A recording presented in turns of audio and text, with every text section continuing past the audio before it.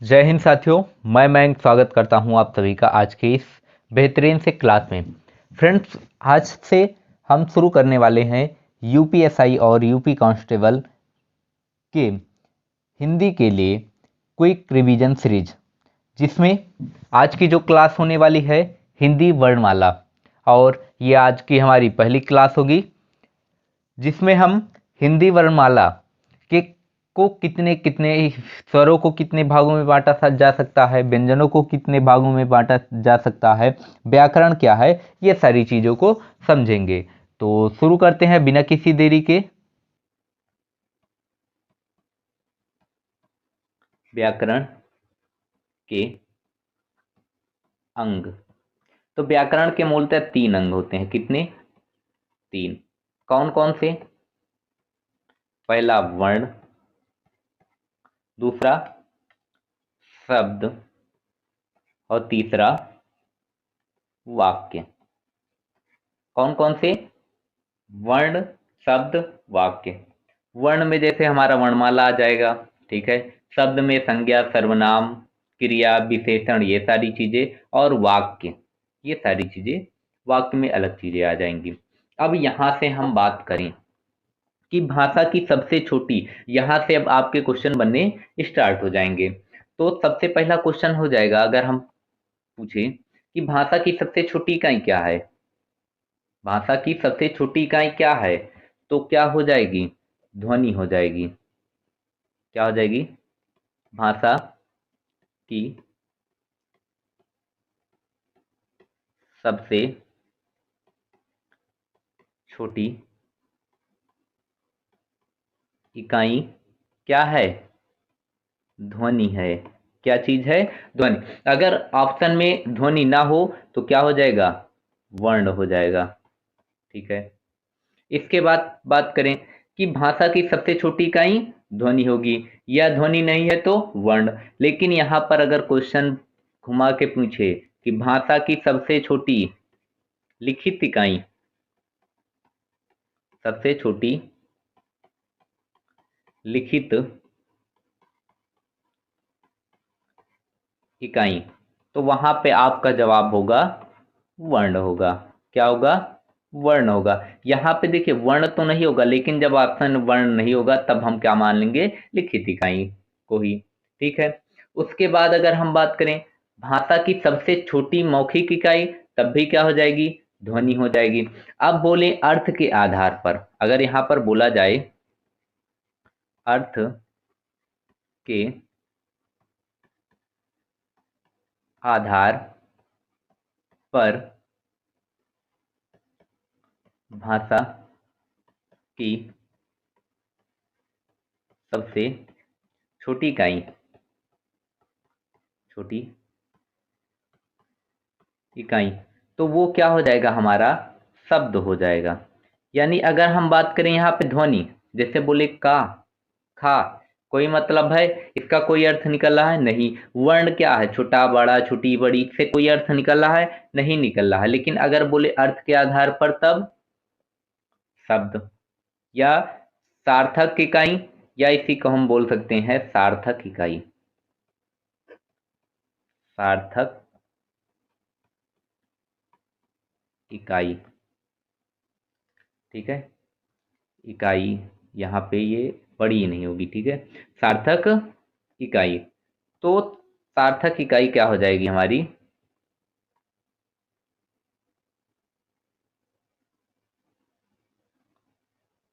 ठीक है। तो सार्थक इकाई यानी सबसे छोटी सार्थक इकाई शब्द। अगर बोले भावार्थ, यानी जिसमें भाव का पूरा अर्थ निकले, जो हम बोल रहे हैं अपने मन के भाव को प्रकट कर रहे हैं, पूरा का पूरा अर्थ निकले, तो वो क्या हो जाएगा? वाक्य हो जाएगा। अगर यहीं पर बात करें भावार्थ के आधार पर सबसे छोटी इकाई, या सब भावार्थ के आधार पर इकाई। ठीक है। छोटी इकाई, तो क्या हो जाएगा हमारा आंसर? वाक्य हो जाएगा। क्या हो जाएगा? वाक्य हो जाएगा। ठीक है।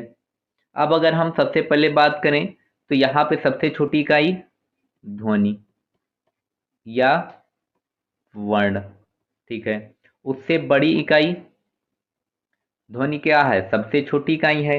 उससे बड़ी इकाई बोले तो अक्षर, उससे बड़ी इकाई अक्षर। अक्षर का मतलब क्या होता है, आधंछर यानी जिसका नाश न हो। अक्षर के बाद पद, अक्षर के बाद पद, जिसको हम क्या बोलते हैं, शब्द बोलते हैं। अक्षर के बाद शब्द, शब्द के बाद पदबंध, यानी जिसको उपवाक्य भी बोलते हैं या उपवाक्य, उपवाक्य। और सबसे बड़ी इकाई क्या हो जाएगी, वाक्य। वाक्य के बाद अगर देखा जाएगा तो पैराग्राफ हो जाएगा। तो ये सारी चीजें हो गई, ठीक है। अब इसके बाद हम पढ़ेंगे वर्णमाला। क्या पढ़ेंगे, वर्ण। तो देखिए यहाँ पर ये जो है छोटा आ से लेकर छोटा से आओ तक, ये क्या है, ये सभी क्या है, स्वर हैं। क्या है, स्वर, यानी स्वरों की संख्या 11। अब आप पूछेंगे अन और आहा, जो ये स्वर नहीं है, तो नहीं, इसको हम क्या बोलते हैं, अयोग वा।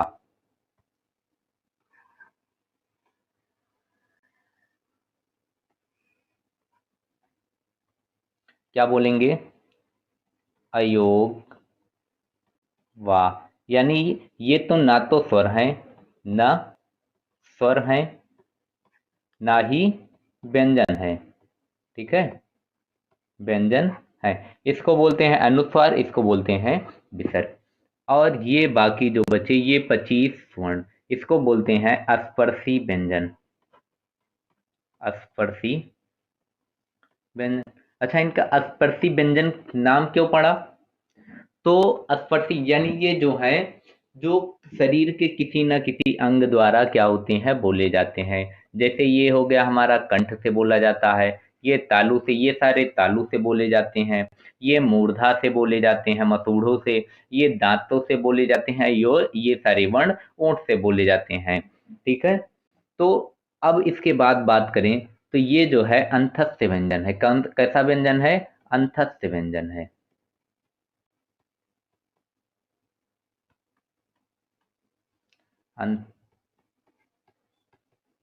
अंतस्थ व्यंजन। और ये चारों जो है संयुक्त व्यंजन है। कैसे हैं, संयुक्त व्यंजन है, सॉरी ऊष्म व्यंजन है, संयुक्त नीचे है, ठीक है। ये सारे कैसे हैं, ऊष्म व्यंजन है। ऊष्म का मतलब क्या है, इनको जब हम बोलते हैं, इन सभी व्यंजन को बोलते हैं, तो क्या होता है, हमारे मुख से क्या होती हैं, ऊष्म का मतलब होता है गर्म, यानी हवाएं कैसी निकलती हैं, गर्म। और ये चारों जो है इसको बोलते हैं संयुक्त व्यंजन, यानी ये दो व्यंजनों के योग से मिलकर बने हैं। तो ये हो गया मोटा मोटा हमारा स्वर, अयोग व व्यंजन। अब अगर हम बात करें यहाँ पर स्वर की, यानी स्वर की परिभाषा क्या हो जाएगी, स्वर किसे कहेंगे, स्वर यानी जिसको हम स्वतंत्र रूप से बोल सकें। स्वर क्या हो जाएगा, जिनको हम स्वतंत्र रूप से बोल सके उसी को हम क्या बोलेंगे, स्वर बोलेंगे। यानी जो स्वतंत्र रूप से बोला जा सके, बोला जा सके। जैसे छोटा आ, तो छोटा आ में किसी और वर्ण की आवश्यकता पड़ी, नहीं पड़ी। बड़ा में नहीं पड़ी, छोटी ई में नहीं पड़ी। लेकिन हम बोले का में क्या निकला, लास्ट में आ निकला है, यानी का प्लस आ निकल रहा है, यानी इसको बोलने के लिए हमको स्वरों की आवश्यकता पड़ती है। जिनको बोलने के लिए, यानी ये स्वतंत्र रूप से नहीं बोले जा सकती, यानी इनको बोलने के के लिए स्वरों की स्वरों की सहायता लेनी पड़ती है, सहायता लेनी पड़ती है, ठीक है। तो स्वर क्या है? जो स्वतंत्र रूप से बोले जा सके, यानी किसी दूसरे अन्य वर्णों की सहायता न लेनी पड़े, उसे हम क्या बोलेंगे? स्वर। व्यंजन, जिसको बोलने के लिए हमें दूसरे स्वर की सहायता लेनी पड़े, उसे हम क्या बोलेंगे? व्यंजन बोलेंगे। अब आगे हम बात करें वर्णमाला की, कि वर्णमाला किसे कहेंगे? कि जैसे वर्णमाला क्या है, पहले हम छोटा आ के बाद बड़ी लिखते हैं, उसको वर्णमाला कहेंगे? बिल्कुल नहीं करेंगे। किसे कहेंगे? वर्णमाला वर्णों के सुव्यवस्थित क्रम को, यानी एक क्रम में हो, व्यवस्थित क्रम में जो होंगे, उसी को हम क्या बोलेंगे? वर्णमाला बोलेंगे। किसे कहेंगे वर्णमाला? वर्णों के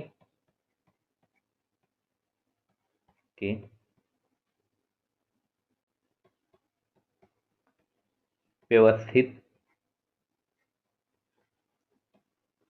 क्रम को क्या कहेंगे? वर्णमाला कहेंगे। वर्णमाला कहते हैं, यानी वर्णों के जो व्यवस्थित क्रम होंगे, उसी को हम क्या कहेंगे? वर्णमाला कहते हैं। ठीक है। अब यहाँ पर हम चलेंगे स्वरों के वर्गीकरण की तरफ। ठीक है। तो स्वर के वर्गीकरण की बात करें तो सबसे पहले हम किसके आधार पर करेंगे? मात्रा के आधार पर। मात्रा के आधार पर स्वरों का वर्गीकरण कितने प्रकार के हो जाएंगे? 3। कौन कौन से? पहला एक मात्रिक,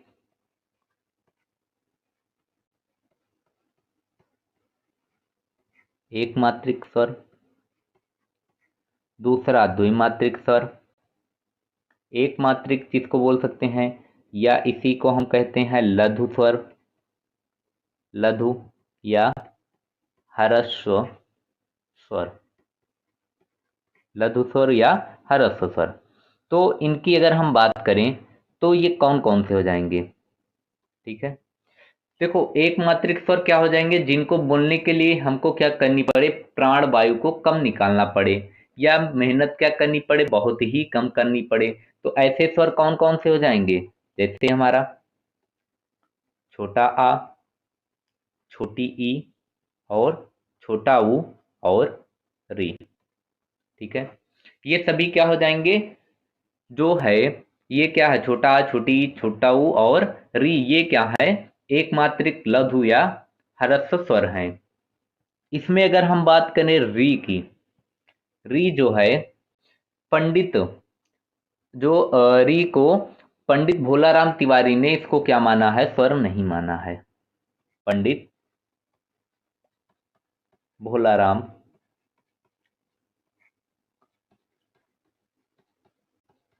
तिवारी के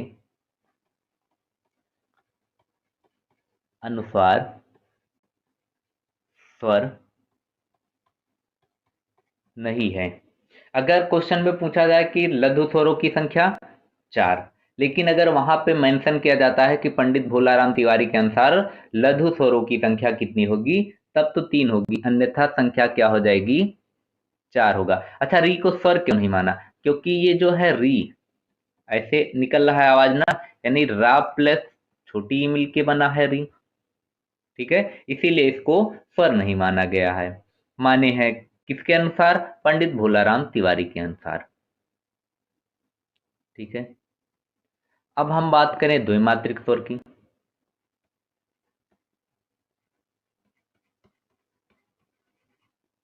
द्विमात्रिक स्वर, जिसको हम गुरु स्वर, गुरु या दीर्घ स्वर, दीर्घ स्वर भी कहते हैं। तो इनकी संख्या कितनी हो जाएगी?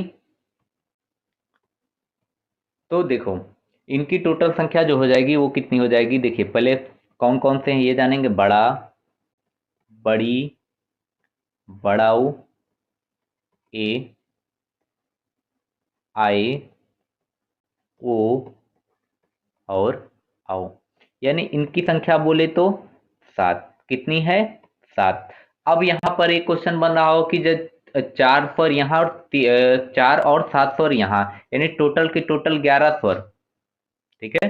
टोटल के टोटल 11 स्वर आ गए, तो प्लस स्वर में कौन सा जाएगा? उसका भी आंसर आगे मिलेगा। ठीक है। तो द्विमात्रिक स्वर यानी जिनको बोलने में हमारी प्राणवायु क्या हो, एक मात्रा यानी एक मात्रिक स्वर से अधिक अधिक हवा निकले, तो उसको क्या बोलेंगे, द्विमात्रिक। या बोलने में अधिक समय, समय के अनुसार भी कह सकते हैं। इसमें छोटा एक मात्रिक में कम समय लगता है और द्विमात्रिक में अधिक यानी एक मात्रा की अपेक्षा में अधिक समय लगता है। लेकिन हम बात करें तीसरे की, प्लूत स्वर, प्लूत, या इसी को हम बोल सकते हैं त्रिमात्रिक स्वर, त्रिमात्रिक स्वर। तो त्रिमात्रिक स्वर क्या हो जाएगा हमारा, जिसमें सबसे अधिक समय लगे, बोलने में सबसे अधिक समय लगे, उसी को हम क्या बोलेंगे, त्रिमात्रिक स्वर बोलेंगे। कौन कौन से हो जाएंगे, तो इसमें कोई डेडिकेटेड स्वर नहीं है। जैसे हम बोलते हैं ओम, क्या बोलते हैं ओम, तो इसमें क्या होता है, अधिक समय लगता है। इसी प्रकार से जैसे कहते हैं राम, क्या बोलते हैं, राम, इसमें जो ये मात्रा है लास्ट में, ये जो बीच में है, इसी को हम क्या बोलते हैं, पुल्ल स्वर बोलते हैं। इसमें क्या होता है, सबसे अधिक समय लगता है। अच्छा, स्वरों की बात करें तो टोटल स्वर कितने हैं, कुल स्वर, तो टोटल स्वर जो हैं वो कितने हैं, 11। कौन से, छोटा, बड़ा, छोटी ई, बड़ी ई, छोटा ऊ, बड़ा ऊ, री, ए, आई, ओ और आओ। टोटल स्वरों की संख्या 11। अन्न और आहा क्या है, वो ना तो स्वर है ना ही व्यंजन। अगर हम अन्न की बात करें, अन्न, इसको बोलते हैं अनुस्वार। क्या बोलते हैं, अनुस्वार। और आहा का जो नाम है उसको हम बोलते हैं विसर्ग। क्या बोलते हैं,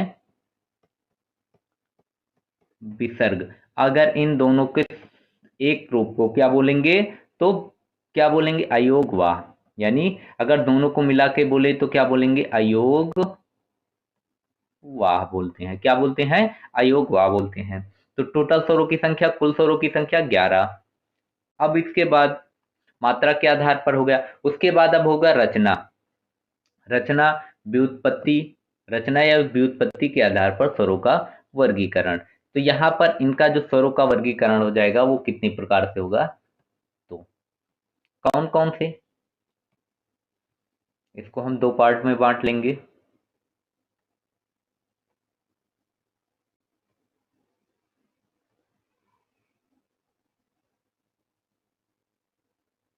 ठीक है,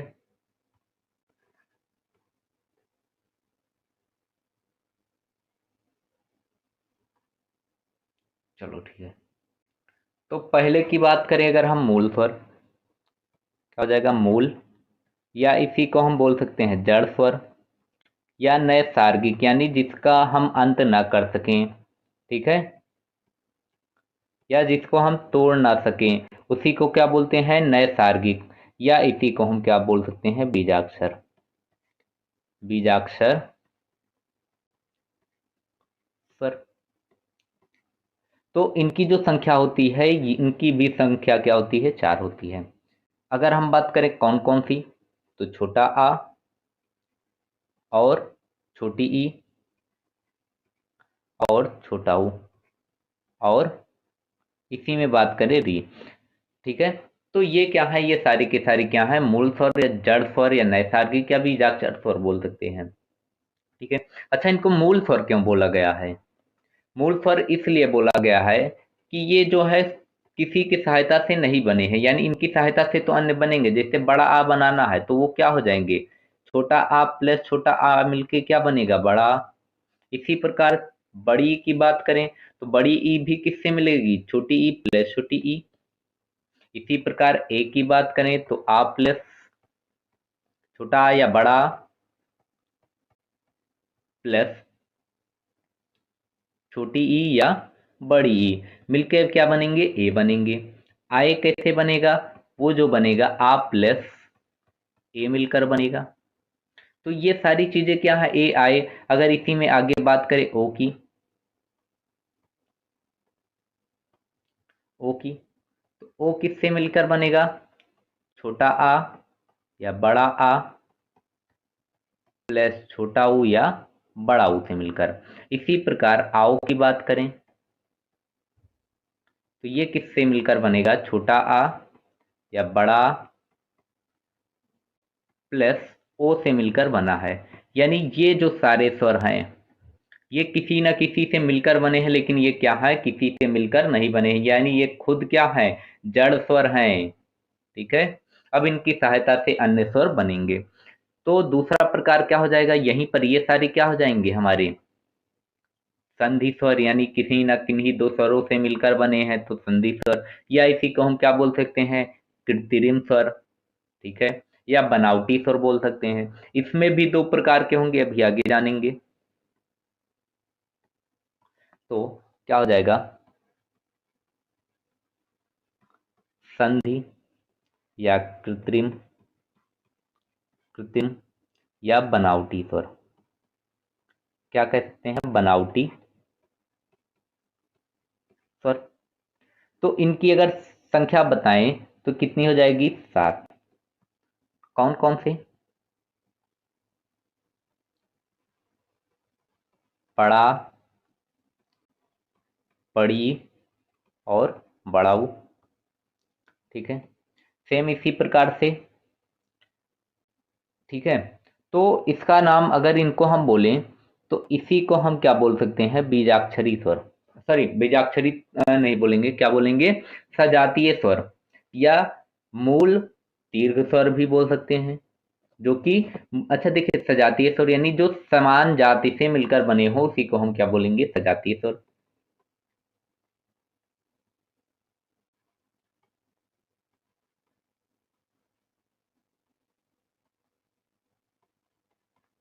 सजातीय स्वर, या इसी को हम क्या बोल सकते हैं? मूल दीर्घ स्वर। मूल दीर्घ स्वर, मूल दीर्घ स्वर बोल सकते हैं। यानी ये मूल है, यानी मूल स्वरों से मिलकर बने हैं और दीर्घ स्वर हैं। इसी प्रकार से अगर हम बात करें कि इसी में विजातीय, ये तो हो गया। अगर इसी में बात करें ए, आई, ओ और आओ की, तो ये जो सारे हैं ये क्या है? विजातीय दीर्घ स्वर बोल सकते हैं। नाम जैसे ये सजातीय दीर्घ स्वर हो गए तो ये विजातीय दीर्घ स्वर हो सकते हैं। ठीक है, विजातीय तीय दीर्घ स्वर। अगर विजातीय दीर्घ स्वर को भी हम दो भागों में बांटें, जिसमें से ए और आए, ठीक है, इसी के प्रकार हैं ये, और ओ और आओ, जब संधि पढ़ेंगे तो वहां पर ये जो है छोटा आ प्लस बड़ा आ, छोटा या बड़ा प्लस बड़ा छोटी या बड़ी मिला के ये बनते हैं, ए आए बनते हैं, जिसी को हम क्या बोलते हैं? गुण संधि। यानी ये किस किस संधि के अंतर्गत आएंगे? गुण संधि के। तो इसको हम कह सकते हैं गुण संधि स्वर भी बोल सकते हैं। क्या नाम दे सकते हैं? गुण संधि स्वर। और ये दोनों किस में आएंगे? वृद्धि संधि में। तो इसको हम क्या कह सकते हैं? वृद्धि संधि स्वर भी बोल सकते हैं। इसके बाद रचना और व्युत्पत्ति हो गया। अब इसके बाद जो आएगा हमारा जीभ के आधार पर, यानी जीभ के अग्रभाग से बोला जाएगा तो अग्रीय, पक्ष भाग से बोला जाएगा तो पश्च स्वर, मध्य यानी बीच से बोला जाएगा तो मध्य स्वर बोला जाएगा। तो अगर हम बात करें तो पहला क्या हो जाएगा? अग्र स्वर, दूसरा मध्य, या इसी को हम बोलते हैं उदासीन, उदासीन स्वर। और तीसरा और अंतिम कौन सा हो जाएगा? पक्ष पश्च स्वर।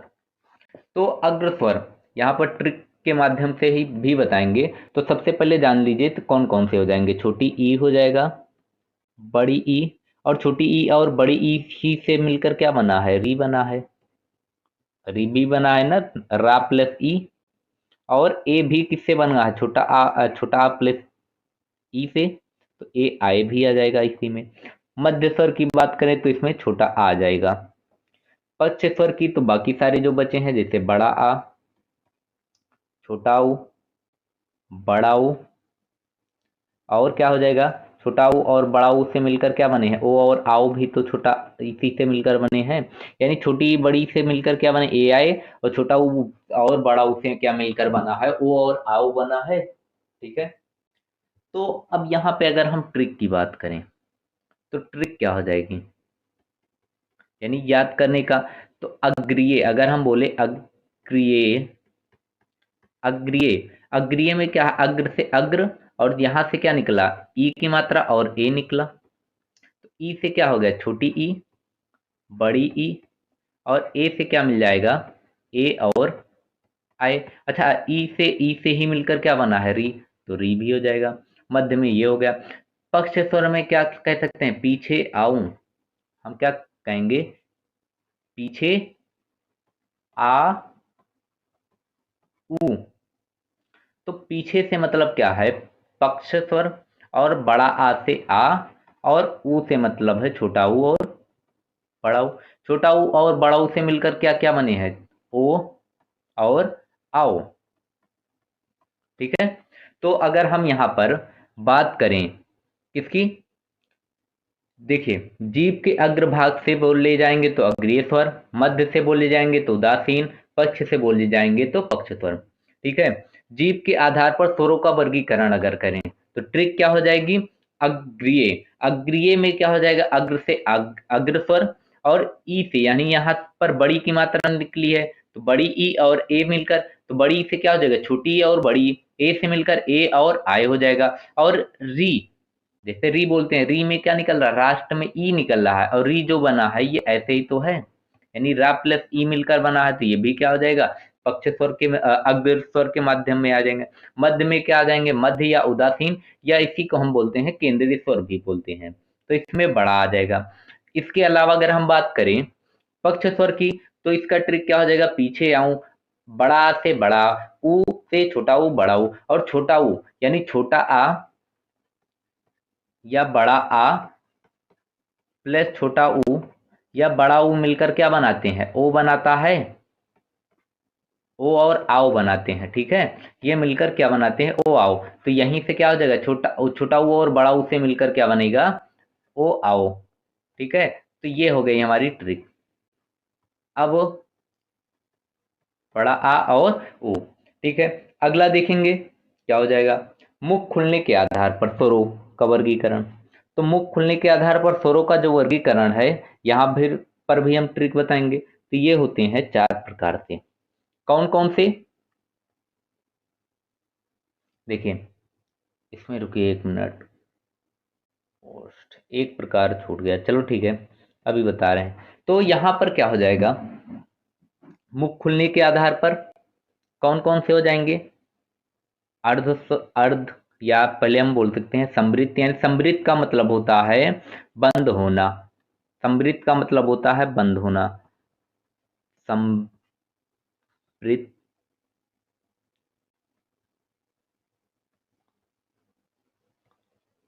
समृद्ध स्वर। दूसरा क्या हो जाएगा, अर्ध समृद्ध स्वर यानी आधा बंद, अर्ध समृद्ध स्वर। दूसरा, तीसरा क्या हो जाएगा, विपरीत स्वर। और चौथा और अंतिम अर्ध विपरीत स्वर, अर्ध विपरीत स्वर। तो इनकी अगर हम संख्या की बात करें तो ये कौन कौन से होते हैं, देखिए, समृद्ध स्वर में क्या क्या आ जाएगा, छोटा ऊ, बड़ा ऊ, छोटी ई, बड़ी ई, और री। अर्ध समृद्ध की बात करें तो ओ और ए आ जाएंगे। विपरीत में बड़ा आ जाएगा, और अर्ध विपरीत में छोटा आ ए और औ आ जाएंगे। तो यहाँ पर इनकी संख्या 4, इनकी संख्या 2, इनकी संख्या 1 और इनकी संख्या 3। अगर हम ट्रिक की बात करें तो क्या हो जाएगा, देखिए ट्रिक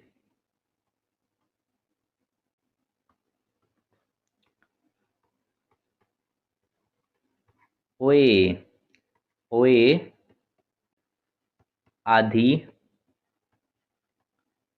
सुई लगाना। ठीक है, क्या हो जाएगा, ओए आधी सुई लगाना। ठीक है, देखिए विपरीत, विपरीत से ऐसे नहीं महसूस हो रहा जैसे चिल्लाना, तो आदमी चिल्लाता कब है, जब सुई लगेगी, यानी बीमार होगा तभी तो चिल्लाएगा। तो क्या कहेगा कि जब डॉक्टर के पास जाएगा तो क्या कहेगा, सुई मत लगाना, लेकिन डॉक्टर कहेंगे सुई तो लगानी पड़ेगी। ठीक है, आराम के लिए क्या कहेंगे, आधी सुई लगाना। तो ओ ए से ओ ए निकला, आधी से क्या हो गया, अर्ध संवृत, आधी से अर्ध संवृत सुई, सुई में क्या है, छोटा ऊ, छोटा ऊ है, तो सुई सात से क्या हो जाएगा, समृद्ध।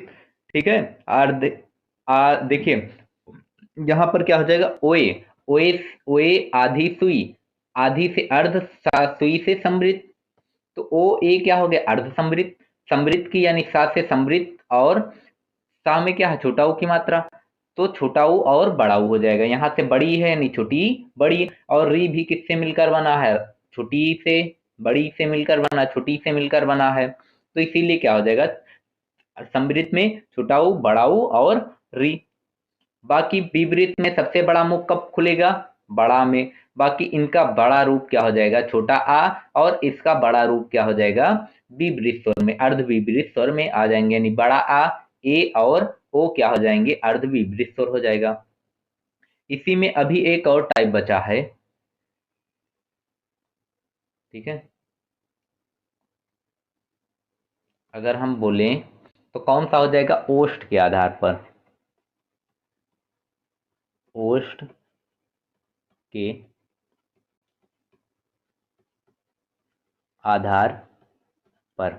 तो ओष्ठ के आधार पर कितने प्रकार के हो जाएंगे, टोटल 2 प्रकार के। पहला यहां पर लिख देंगे 2 प्रकार। पहला हो जाएगा वार्तुल्य,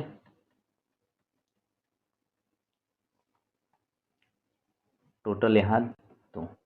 ठीक है, पहला वार्तुल्य या गोलाकार, गोलाकार या वृत्तमुखी, वृत्तमुखी, या इसी को हम बोलते हैं वृत्ताकार, वृत्ताकार, जिसको बोलने पर हमारा ओठ की आकृति कैसी हो जानी चाहिए, गोल हो जाए, उसी को हम क्या बोलेंगे, वार्तुल्य या गोलाकार या वृत्तमुखी या वृत्ताकार। तो गोल कब होता है, छोटा ऊ बोलेंगे, ऊ बोलने पर गोल हो गया, तो छोटा ऊ बड़ा ऊ, और छोटा ऊ और बड़ा ऊ से मिलकर कौन कौन से स्वर बने हैं, ओ और आओ, तो इसलिए ओ और आओ भी क्या हो जाएंगे हमारे वार्तुल्य में। दूसरे की अगर हम बात करें, दूसरा क्या हो जाएगा, वृत्ताकार है, तो आप वृत्ताकार बोल सकते हैं, क्या बोल सकते हैं, आप वृत्ताकार या आवृत्तमुखी, आवृत्तमुखी स्वर। तो इसमें क्या क्या आ जाएंगे, इन चारों को छोड़ के बाकी क्या आ जाएंगे, छोटा आ, बड़ा आ, छोटी ई, बड़ी, लेकिन यहाँ पर री नहीं आएगा, री जो है वो अर्धवृत्ताकार है, कैसा है, अर्धवृत्ताकार है, तो छोटा बड़ा छोटी बड़ी ए और आए हो जाएंगे। लेकिन हम बात करें री की, तो री कैसा स्वर है, ये तीसरे टाइप में तो गिना नहीं जाएगा, लेकिन इसको हम क्या बोलते हैं, अर्धवृत्ताकार, अर्धवृत्ताकार री, वृत्ताकार स्वर भी बोलते हैं। तो ये हो गए हमारे चारों के चारों टाइप, यानी 5, देखिए 5 प्रकार से हम स्वरों को बांट सकते हैं। कौन कौन से, पहला जो हो गया है मात्रा के आधार पर, दूसरा रचना या व्युत्पत्ति के आधार पर, तीसरा दीप के आधार पर, चौथा मुख आकृति के आधार, मुख खुलने के आधार पर, चौथा ओष्ठ आकृति यानी ओठ के आधार पर। अब देखिए जो ये हमारा होने वाला है हिंदी वर्णमाला का पार्ट नंबर 2 होने वाला है। इसमें हम पढ़ेंगे व्यंजन और व्यंजनों के व्यंजन के कौन कौन से प्रकार होते हैं, इनका वर्गीकरण किस प्रकार से किया जा सकता है। साथ ही साथ इस क्लास की जो पीडीएफ क्लास नोट्स की जो लिंक होगी वो डिस्क्रिप्शन में मिल जाएगी, वहां से जाके आप चेक कर सकते हैं। तो शुरू करते हैं। सबसे पहले अगर हम बात करें उच्चारण स्थान के आधार पर, जैसे स्वर जो होते हैं वो उच्चारण स्थान के यानी किस भाग से यानी मुख के किस भाग से बोले जाएंगे उसी को हम क्या बोलेंगे, उच्चारण स्थान। जैसे कुछ स्वर तंत्री यानी कंठ से बोले जाते हैं, कुछ जीभ का जो अगला भाग है वो तालु पर लगता है तो तालव्य हो जाएगा, मसूड़ों पर लगता है तो मूर्धन्य हो जाएगा, दांत पर लगेगा दंत्य हो जाएगा और ओंठ पर लगेगा तो ओष्ठ हो जाएगा। ठीक है, तो सबसे पहले अगर हम बात करें ये जो है का खा गा घा और अंगा, इसकी बात करें तो ये जो बोले जाते हैं वो कंठ से बोले जाते हैं। कहाँ से बोले जाते हैं, कंठ से बोले जाते हैं। और जो चा छा जा झा और या यानी ये कंठ से बोले जाते हैं, ये तालव्य यानी तालु से बोले जाते हैं, तालव्य से बोले जाते हैं। ये मसूड़ो यानी मूर्धन्य, मसूड़ों को क्या बोलते हैं हम, मूर्धन्य यानी मूर्धन्य से बोले जाते हैं। और ता था दाधा ना ये दंत से बोले जाते हैं, इनको दंत्य वर्ण कहते हैं। और पा फा बा भा ये ऊंट से बोले जाते हैं, किससे बोले जाते हैं, ऊंट से, तो इसलिए इनको ऊंट से वर्ण कहते हैं। सबसे पहले हमारा देखिए गले में क्या होता है, कंठ, कंठ के ऊपर जब और आगे आएंगे तो तालु, तालु के बाद मसूड़ा, मसूड़े के बाद दांत, दांत के बाद ऊंट मिलेगा, यानी ये सीक्वेंस क्रम में भी है। अच्छा ये तो हो गए, लेकिन कुछ वर्ण और भी बचते हैं। जैसे क्या हो गया हमारा, हा हो गया, कौन सा वर्ण, हा। ठीक है, तो इसी के यानी कंठ से ही बोले जाने वाले वर्ण जैसे हा हो गया और या हो गया, या इन्हीं में कुछ स्वर भी होते हैं जैसे विसर्ग, विसर्ग भी इन्हीं से बोले जाते हैं। और क्या क्या चीजें बोली जाती हैं, छोटा आ, बड़ा आ और हा, ये सारी चीजें किससे बोली जाती हैं, कंठ से बोली जाती हैं। ये वर्ण किससे बोले जाते हैं, कंठ से बोले जाते हैं। साथ ही साथ तालव्य से कौन कौन से वर्ण बोले जाएंगे, छोटी ई, बड़ी ई, या और सा, ये किससे बोले जाते हैं, तालव्य से बोले जाते हैं। ठीक है, इसके अलावा मूर्धन्य यानी मसूड़ों से कौन कौन से बोले जाते हैं, तो री, रा और सा, ये किससे बोले जाते हैं, मसूड़ों से। और दंत से जो ना और सा, ओके, ना तो इसमें पहले से ही है, इसमें ला और सा। अगर इसी में और बात करें तो जो नुक्ता वाला है, ये जो नुक्ता वाला जा है, अरबी फारसी शब्दों से जो लिया गया है, ये वाला जा ये अलग है, ये नुक्ता वाला जा अलग है। यानी जैसे अरबी फारसी का, खा, गा, जा और फा, ये कहाँ से हैं, अरबी फारसी शब्दों से लिए गए हैं, यानी अरबी फारसी शब्दों में प्रयोग किए जाते हैं। इनका सर्वप्रथम प्रयोग किसने किया था, तो कल की क्लास में हम जाने थे, राजा शिव प्रसाद सितारे हिंद के द्वारा प्रयोग किया गया था। इसके अलावा अगर ओष्ठ की बात करें तो ओठ से जो बोले जाते हैं, गोल हो जाता है छोटा ऊ और बड़ा ऊ। अभी इसमें कुछ पार्ट मिसिंग है, जैसे हमारा ए हो गया, आए हो गया, ओ हो गया, आओ हो गया, तो वो अलग पार्ट है। पहले इसको जानेंगे कि कैसे कैसे बोले जाते हैं। तो सबसे पहले अगर हम बात करें इनकी ट्रिक्स की, तो सबसे पहले ये वाला पार्ट हम साइड कर देंगे। ठीक है, या इसको डिलीट ही मार दो। ठीक है, तो इसमें जो हो गया हमारा हा हो गया और नुक्ता वाले।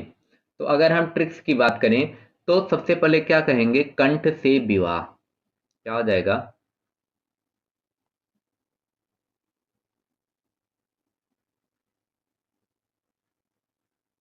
ये भी नहीं दिखाई दे रहा है।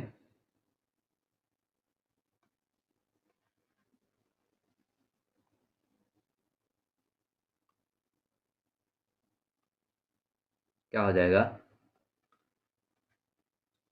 कंठ से विवाह। देखिए कंठ से क्या हो जाएगा, कंठ वर्ण, और ये जो लास्ट के हैं, यहां से बी से क्या हो जाएगा, विसर्ग, वा से क्या हो जाएगा हमारा, देखिए बी, और यहाँ पर वाह हम छोड़ देंगे, छोटा आ की मात्रा, बड़ा आ की मात्रा है तो छोटा आ और बड़ा आ, और यहाँ से हा हो गया। अब क्या कहेंगे, ताल, तालब क्या हो जाएगा, ताल, हम क्या कह सकते हैं, ताल, या यस ताल, क्या कह सकते हैं, किसी ताल को देखें और हम कहेंगे ई यस ताल, यानी इसके जैसा ताल, यस ताल, ताल से क्या हो जाएगा आपका, तालव्य हो जाएगा। छोटी ई यानी बड़ी ई से क्या हो जाएगा, छोटी ई बड़ी, और या और सा से क्या हो जाएगा, यस, यानी ताल, ई यस ताल, ताल से तालव्य, ई से छोटी ई बड़ी ई, और या और सा से या और सा हो गया। मूर्धन्य, मूर्धन्य ऋषि, क्या कहेंगे, मूर्धन्य ऋषि, यानी मूर्धन्य क्या हो रहा है, एक तरीके से ऋषि के जैसे नाम उच्चारित हो रहा है, तो क्या कहेंगे, मूर्धन्य ऋषि, मूर्धन्य ऋषि। तो री से क्या हो गया, मूर्धन्य से मूर्धन्य हो गया, और री से ऋषि, और सा से सा। अच्छा री, जो री है, री को हम कैसे, री ऐसे तो होता है, यानी इसमें रा आ रहा है तो री से यहाँ पर रा भी आ गया। दांत, दांत कैसा होता है हमारा, कठोर होता है, अकड़ जाता है, जैसे लाश के जैसा, तो यहाँ पर क्या हो जाएगा, दांत कैसे होगा, लाश जैसा, दांत कैसा, दांत कैसा, लाश जैसा। तो जा यहाँ पर कौन सा होगा, नुक्ता वाला, तो ला से ला, सा से सा, और जा से नुक्ता वाला, जा से नुक्ता वाला जा, और सा से यहाँ पर सा हो गया। ओष्ठ, अभी हम इसके पहले बताए थे, जो जिसका ओठ के आधार पर जब स्वरों का वर्गीकरण किए थे तो वहां पर ओष्ठ जो आया था वार्तुल्य वाले, तो वार्तुल्य में क्या आता है, छोटा ऊ, बड़ा ऊ, ये सारी चीजें आई थी, और ओ और आओ। लेकिन ओ आओ क्या है, अगर यहीं पर हम बात करें तो अगला पॉइंट जो हो जाएगा हमारा, अच्छा इसमें सबसे पहले वा छुपा है, तो वा जो होता है वो होता है हमारा दंत और ओष्ठ, दंत और ओठ दोनों से बोला जाता है, तो इसीलिए इसको हम क्या कहते हैं, दंत्य ओष्ठ बोलते हैं, दांत और ओठ दोनों से वा बोला जाता है। इसके बाद अगर हम बात करें कुछ संयुक्त स्वर और संयुक्त व्यंजन भी हैं, जैसे यहाँ पर या, रा, ला, वा, और तीनों सा और हा हो गए, लेकिन यहाँ पर संयुक्त जैसे छा से छतरी, त्रा, ज्ञा, जा और स्रा, ये बचे हैं, और स्वरों में क्या क्या चीजें बची हैं, ए, आए, ओ, आओ। तो जो ए वर्ण होता है, या हम बात करें आए वर्ण होता है, ये किससे मिलकर बना होता है, छोटा आ या बड़ा आ, प्लस इसमें क्या होता है, छोटी ई या बड़ी ई, इन दोनों के योग से क्या बनता है, ए और आई। तो छोटा आ और बड़ा आ कहाँ है, हमारा कंठ में है, और छोटी ई बड़ी ई कहाँ है, तालु में है, तो ये क्या हो जाएगा हमारा कंठ तालब, यानी कंठ से भी बोला जाएगा और तालु से भी बोला जाएगा, तो इसको हम क्या बोलेंगे, कंठ तालब्य। ठीक है, ये क्या हो जाएगा हमारा, कंठ तालब्य हो जाएगा। इसी प्रकार से अगर हम बात करें ओ और आओ की, ओ और आओ की, तो ये किससे मिलकर बने होते, छोटा आ प्लस बड़ा आ, छोटा या बड़ा, छोटा या बड़ा प्लस छोटा ऊ या बड़ा ऊ से मिलकर बने होते हैं। तो छोटा आ और बड़ा आ किससे मिलकर बना है? छोटा आ बड़ा कंठ में होता है, छोटा ऊ बड़ा ऊ किस में आ रहा है हमारा? ओंठ में आ रहा है। तो ये क्या हो जाएगा? कंठ ओष्ठ। कौन सा वर्ण हो जाएगा? कंठ ओष्ठ हो जाएगा। यानी कंठ से भी बोले जाते हैं और ओंठ से भी बोले जाते हैं। तो ये क्या हो जाएगा हमारा? कंठ ओष्ठ वर्ण हो जाएगा। इसके बाद अगर हम बात करें संयुक्त वर्णों की, जैसे कौन कौन से वर्ण हो जाएंगे?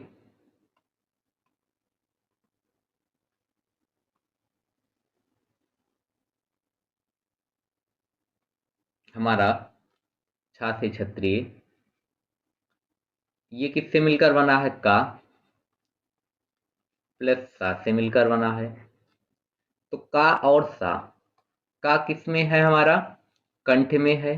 और सा जो है ये कहां पर मिल रहा है हमारा? मूर्धन्य में। तो ये क्या हो जाएगा? कंठ मूर्धा। कंठ मूर्धन्य, कंठ मूर्धन्य या कंठ मूर्धा भी बोल सकते हैं। त्रा जो मिलकर बना है, त्रा जो बना है आधा ता प्लस रा से मिलकर बना है। तो त्रा यानी ता किस में आ रहा है हमारा? ता दंत में आ रहा है। और रा किस में आ रहा है हमारा? तो रा जो आ रहा है मूर्धन्य में आ रहा है। तो ये क्या हो जाएगा? दंत मूर्धा। यानी पहले दंत यानी ता आया पहले तो दंत और बाद में मूर्धा, तो इसको बोलेंगे दंत मूर्धा। दंत मूर्धा या मूर्धन्य कुछ भी बोल सकते हैं, ठीक है। उसके बाद अगर हम बात करें ज्ञा की, ज्ञा जो मिलकर बना है जा प्लस या से। तो जा और या जो दोनों है किस में है? तालव्य में है, इसलिए ये क्या हो जाएगा? तालव्य हो जाएगा। और सबसे लास्ट में अगर हम बात करें यहीं पर सरा की, सरा की बात करें तो सरा जो मिलकर बना है किससे? सा बड़ा सा प्लस रा से मिलकर बना है। तो सा जो है किसमें है? तालव्य में है। और रा जो है वो मूर्धन्य में है। तो ये क्या हो जाएगा? तालव्य मूर्धा। क्या बोल सकते हैं इसको हम? तालव्य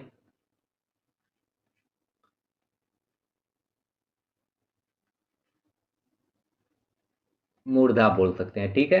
तो उच्चारण स्थान के आधार पर पूरा कावर्ण इसको बोलते हैं कावर्ण, चावर्ण, छावर्ण, सॉरी कावर्ण, पूरा का वर्ग। जो ये का वर्ग प्लस अन देखिए विसर्ग प्लस छोटा बड़ा और हा, ये कंठ में आ जाएगा। इसी प्रकार तालव्य का ये मूर्धन्य दंत और ये ओष्ठ का हो गया। वह क्या है? दंत ओष्ठ है। अब इसके बाद अगर हम बात करें डा, इया, अड़ा, ना और मा की, ये जो वर्ण है इसको हम पंचमाक्षर भी बोलते हैं। क्या बोलते हैं? पंचमाक्षर। अगर हम कहेंगे इसको हम पंचमाक्षर, यानी ये प्रत्येक वर्ण का क्या है? पांचवा अक्षर है, इसीलिए इसको हम क्या बोलते हैं? पंचमाक्षर। और ये सारे जो होते हैं नाक से बोले जाते हैं, तो इसीलिए हम इसको नासिक्य भी बोलते हैं। क्या बोलते हैं? नासिक्य व्यंजन भी बोलते हैं। क्या बोलते हैं? पंचमाक्षर या नासिक्य व्यंजन। अगली क्लास, अब देखिए ये तो हो गया हमारा उच्चारण स्थान यानी स्वर तंत्रियों के, या सॉरी ये जो उच्चारण यानी किस मुख के किस भाग से बोले जाएंगे उसके आधार पर, ठीक है। अब इसके बाद अगर हम बात करें तो घोष या नाद या गूंज या झनकार या कंपन, यानी स्वर तंत्रियां के कंपन के आधार पर अगर हम बांटे तो ये दो प्रकार की हो सकती हैं। कौन कौन से? तो पहला हो जाएगा अघोष, अघोष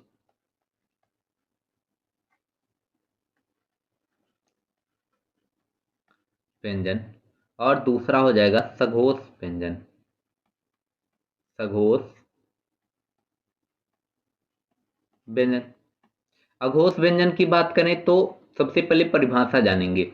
तो अघोष व्यंजन की जिसमें स्वर तंत्रियों में कंपन ना हो, आ का मतलब ना, घोष का मतलब कंपन ना हो, यानी स्वर तंत्रियों में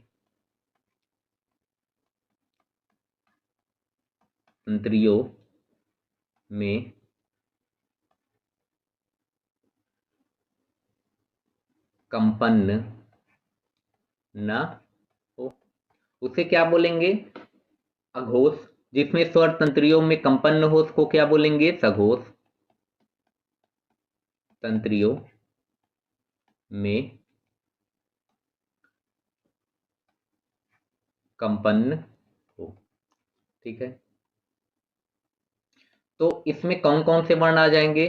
तो देखिए यहीं पर आ से क्या हो जाएगा? हमारा आ क्या है? स्वर का सबसे पहला वर्ण है, तो क्या हो जाएगा? पहला। और इसी के बाद इसी के साथ हम क्या ले लेंगे? दूसरा वर्ण। प्रत्येक वर्ग का, जैसे अगर हम बात करें यहां पर, इसको थोड़ा सा, एक मिनट,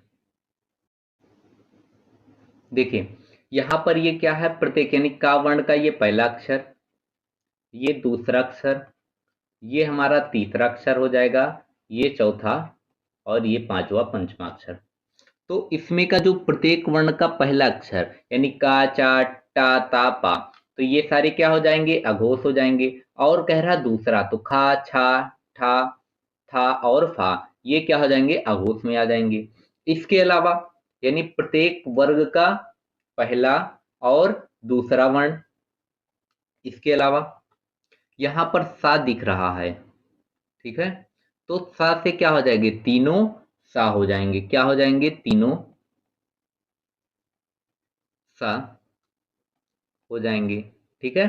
तो अगर इनकी संख्या की बात करें तो ये पांच ये और पांच ये, यानी पांच, पांच इसमें प्रत्येक वर्ण, पांच वर्ण होते हैं। देखिए क्या होते हैं? टोटल पांच वर्ग होते हैं, तो प्रत्येक का पांच पांच यानी पांच वर्ण, और ये पांच, 10 और तीन 13। तो अगर हम अघोष वर्णों की संख्या की बात करें तो वो टोटल कितनी हो जाएंगी? 13 हो जाएंगी। इसके बाद अगर हम बात करें सघोष, सात से क्या हो जाएंगे? सभी स्वर। सात से स्वर, सात से सभी स्वर, तो सभी स्वर प्लस जो इन वर्णों से बच गया, कौन कौन सा? तीसरा, प्रत्येक वर्ग का तीसरा, चौथा और पांचवा वर्ण, ये क्या हो जाएंगे? हमारे सघोष वर्ण। इसके अलावा जो हमारा बचा या, रा, ला, वा, जिसको हम क्या बोलते हैं? अंतस्य भी बोलते हैं। क्या बोलते हैं? अंतस्य, ठीक है। अंतस्य व्यंजन, ये और प्लस इसमें तीनों सा के बाद हा बच गया। तो इनकी संख्या की बात करें तो 11 तो स्वर हो जाएंगे, 11 स्वर प्लस 15 हमारे वर्ण वाले वर्ग का प्रत्येक तीसरा, तीसरा, पांचवा और चौथा, तीसरा, चौथा और पांचवा, 15, 11 ये हो गए। अच्छा, 11 4 ये 15, और 15 15 30 और एक 31, 31 से वर्ण हो गए। अगर इसी में 31 या हम इसमें जो ढा, डा और ढा जो उत्क्षिप्त है, उत्क्षिप्त या ताड़न जात इसी में आ जाएंगे, तो प्लस 2। अगर ऑप्शन में 31 मिल रहा है तो 31 पे सही टिक करेंगे, अगर 33 मिल रहा है तो 33, ठीक है। अब इसके बाद अगर ये हो गया हमारा किस पे? घोष या स्वर तंत्रियों के कंपन के आधार पर। इसके बाद आता है प्राणत्व या प्राण वायु के आधार पर। तो प्राणत्व या प्राण वायु के आधार पर अगर हम बात करें तो यानी जिसमें सबसे ज्यादा वायु, प्राण वायु निकलेगी, जैसे, ठीक है, उसको हम क्या बोलेंगे? अल्प प्राण। जिसमें अधिक निकलेंगे उसको महाप्राण, अल्प प्राण व्यंजन। और महाप्राण, महाप्राण व्यंजन, ये दो प्रकार के होते हैं, ठीक है। कितने प्रकार? दो। अब इनका हम अगर परिभाषा की बात करें तो जिसमें प्राण वायु कम निकले, जिन व्यंजनों के उच्चारण यानी बोलने पर, उच्चारण करने पर प्राण वायु कम निकले,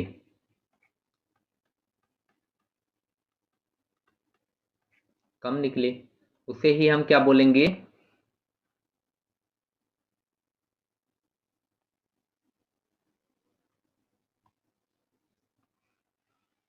उसको हम क्या बोलेंगे, अल्प प्राण। ठीक है, क्या बोलेंगे, अल्प प्राण बोलेंगे। इसके अलावा जिसमें अधिक वर्ण निकलेगा यानी जिन व्यंजनों के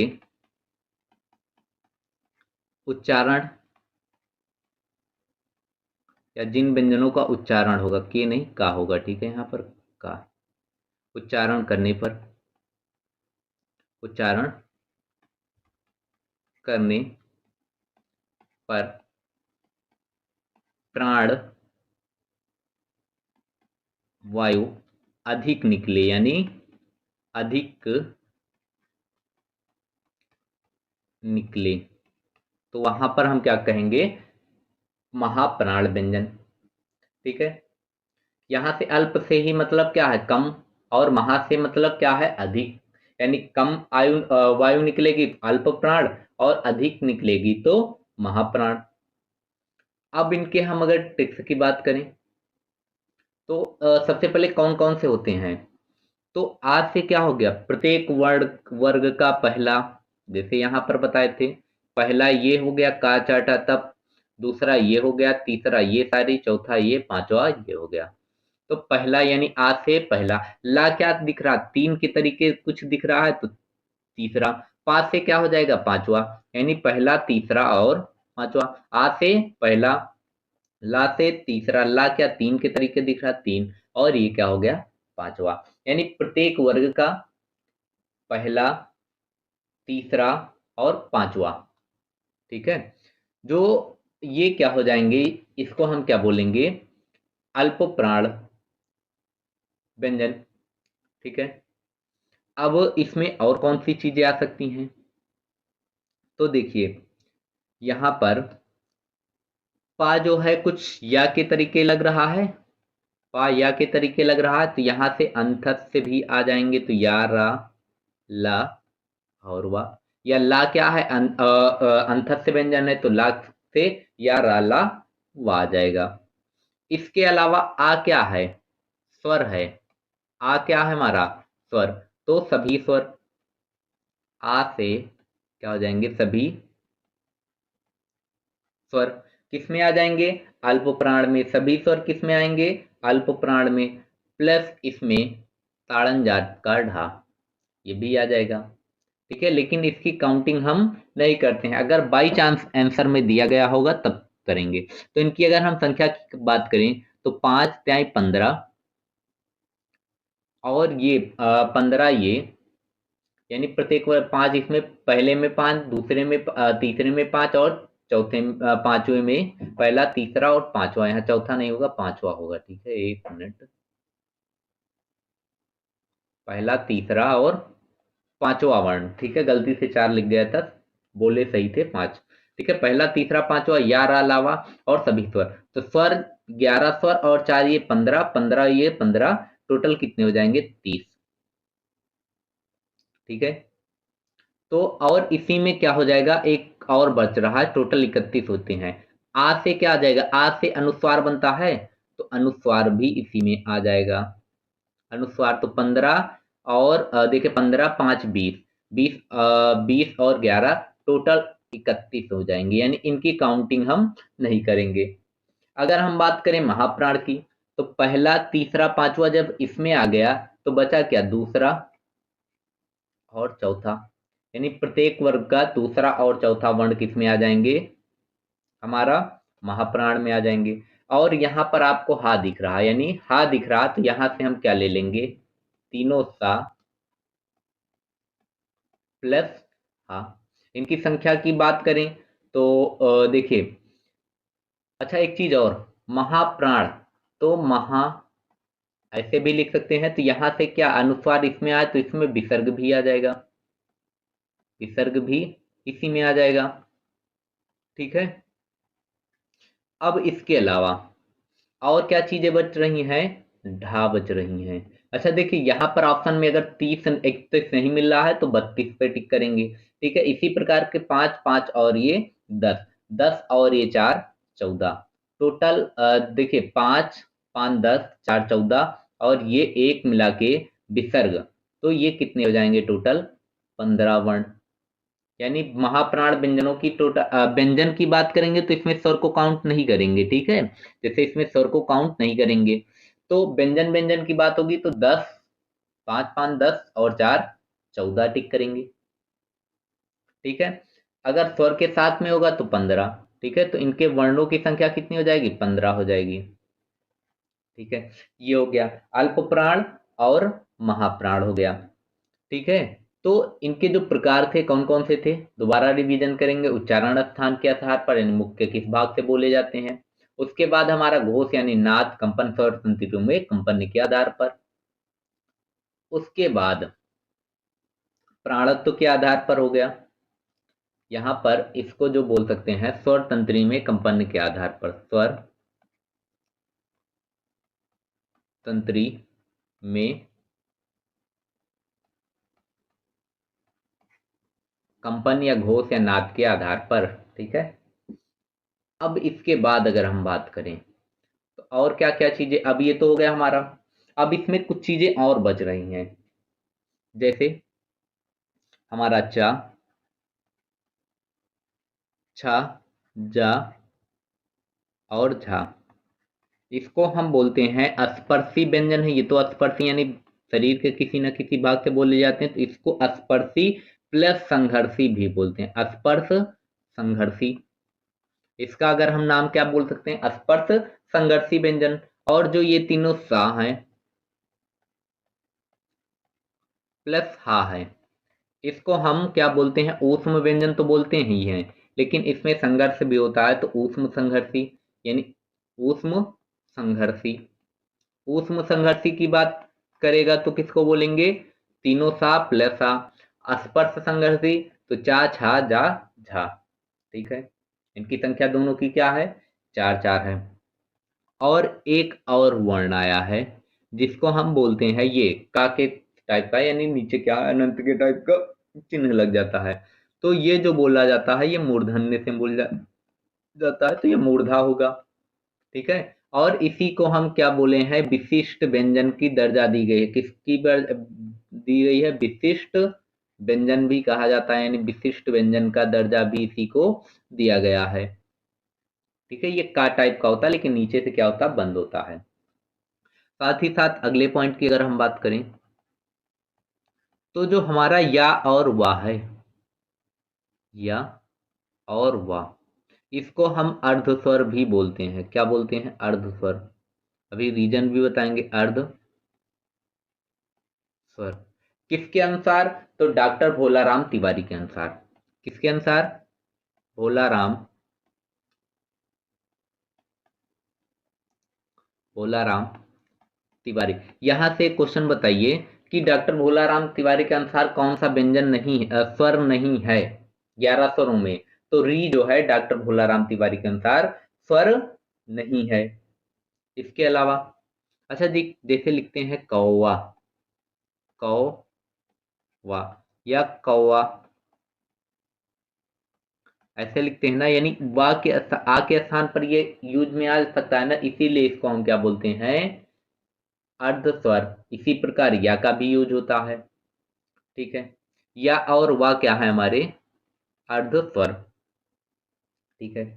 ला की बात करें, या इसके पहले या वा हो गया। रा की बात करें, रा जो है, रा को बोलने पर क्या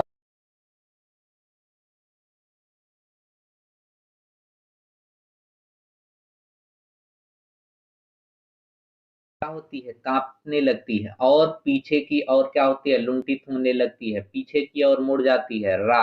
रा बोलेंगे तो क्या होता है, जीभ कंपित होती है, तो इसी को बोलते हैं प्रकंपित वर्ण, प्रकंपित या लुंठित व्यंजन।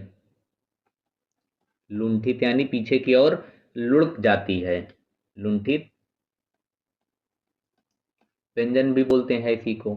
उसके बाद हम बात करें या रा ला, ला की बात करें तो ये क्या है, प्रासर्विक व्यंजन।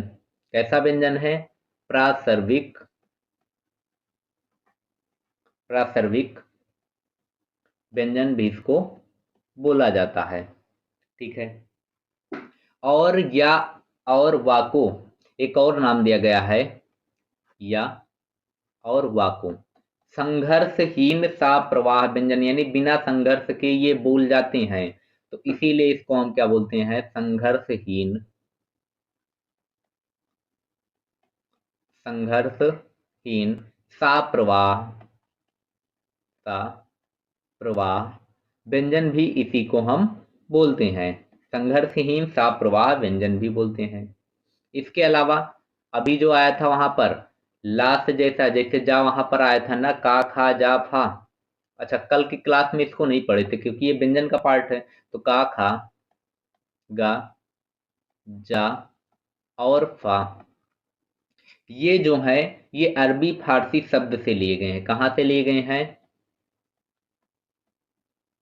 अरबी फारसी शब्द से, ठीक है। ये कहां से लिए गए हैं, अरबी फारसी शब्द से। अगर हम बात करें इसकी सर्वप्रथम यूज की, यानी सर्वप्रथम प्रयोग किसने किया था, सर्वप्रथम प्रयोग की बात करें तो राजा शिव प्रसाद सितारे हिंद के द्वारा। किसके, राजा शिव प्रसाद, जिनको सितारे हिंद की क्या दी गई थी, उपाधि दी गई थी, सितारे हिंद की के द्वारा। का खा जा फा इसको बोलते हैं नुक्ता, ये जो बिंदी लगी है इसको बोलते हैं नुक्ता।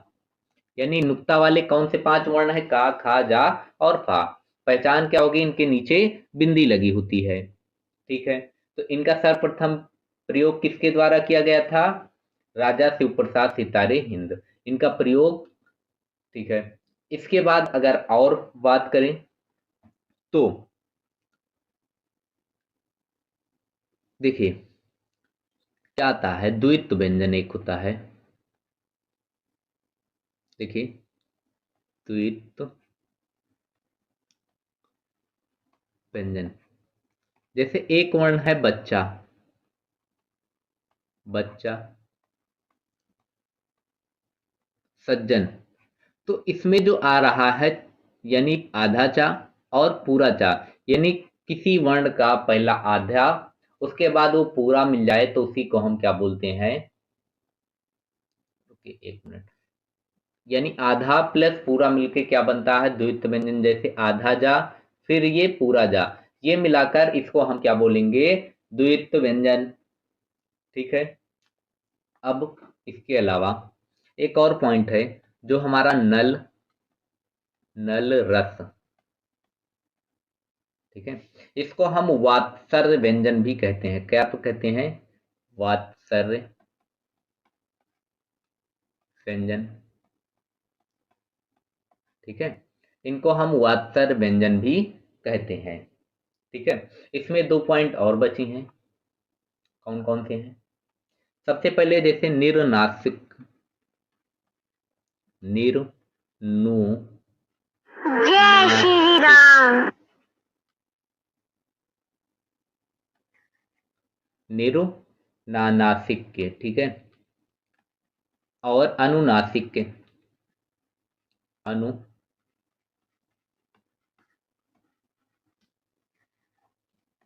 नासिक के, ये दोनों क्या है, इसमें क्या होता है, मुख से ध्वनि निकलती है। निर का मतलब नहीं, नु का मतलब नासिक, देखो निर का मतलब नहीं, नासिक का मतलब क्या है, नाक से ध्वनि कम निकले, यानी नाक से कम ध्वनि निकलती है और मुख से ज्यादा, ठीक है।